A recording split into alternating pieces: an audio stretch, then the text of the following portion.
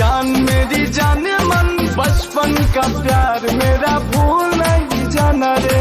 जैसा मेरा प्यार है जान तुझे किया है, बचपन का प्यार मेरा भूल नहीं जाना रे।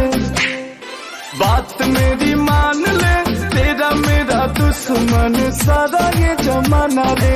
याद कर तू वो दिन रहती थी ना मेरे बिन, मर जाएगा तेरे बिन तेरा ये दीवाना रे। बचपन का प्यार मेरा भूल नहीं जाना रे। अगर तुम सच में मेरे से प्यार नहीं करती तो खा कसम और पूरे समाज के सामने सच्चाई बता।